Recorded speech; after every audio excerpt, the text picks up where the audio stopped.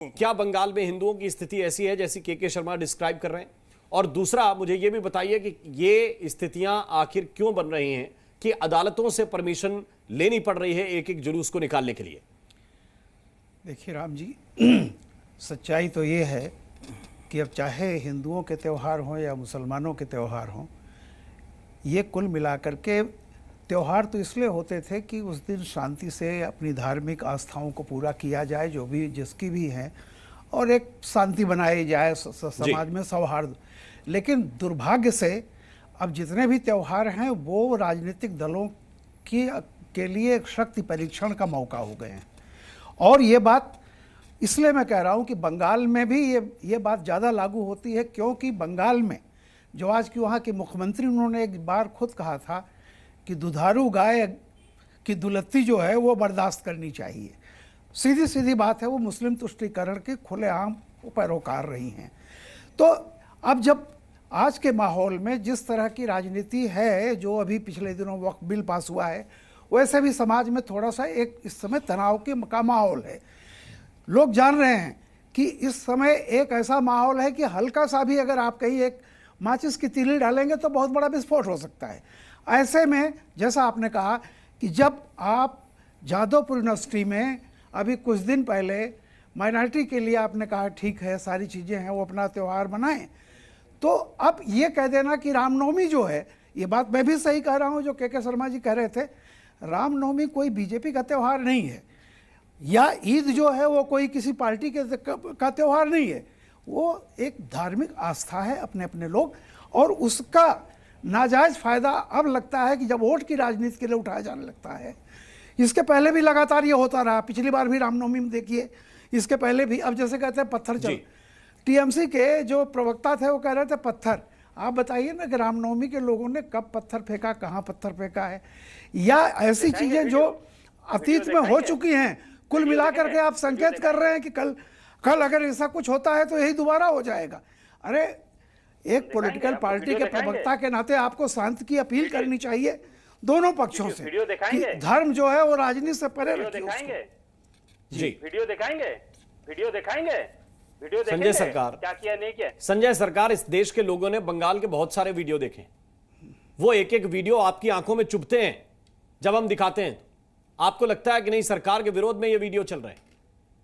वो पत्थर किसके विरोध में चल रहे हैं ये कभी आप नहीं देखते।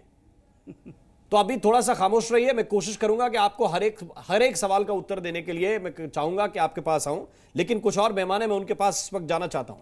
मुफ्ती नदीमुद्दीन, क्या आपको लगता है कि ये बंगाल में हिंदू मुस्लिम की जो राजनीति है, ये ममता बनर्जी के तुष्टीकरण की वजह से हो रही है, या फिर वीएचपी और बीजेपी बड़े एग्रेसिवली जिस तरह से रामनवमी के उत्सव को मनाना चाहते हैं, उत्साह के साथ मनाना चाहते हैं, ये उसकी वजह से हो रहा है? देखिए, मर्यादा पुरुषोत्तम श्री राम की नवमी का जुलूस अगर भारत में नहीं निकलेगा तो कहाँ निकलेगा, दुनिया में कहाँ निकलेगा। भारत का मुसलमान या कोई हो, मर्यादा पुरुषोत्तम राम का आदर सबने किया और सबको करना भी चाहिए। मगर फेस्टिवल जब किसी पार्टी का फेस्टिवल हो जाए तो मुझे लगता है कि तांडव होता है। आपने देखिए यूपी के अंदर भाजपा ने क्या किया, छत पर भी नमाज नहीं पढ़ना चाहिए, तो भाजपा वहाँ मुसलमानों को टारगेट करके योगी फिर से सरकार में आना चाह रहे। और यहाँ बंगाल में बीजेपी हंगामा करके, तांडव करके सरकार बनाने के चक्कर में पॉलिटिकल लड़ाई है, ये मुसलमान हिंदू की लड़ाई नहीं है। फिर आप राजनीतिक विश्लेषण में क्या चूक नहीं कर रहे?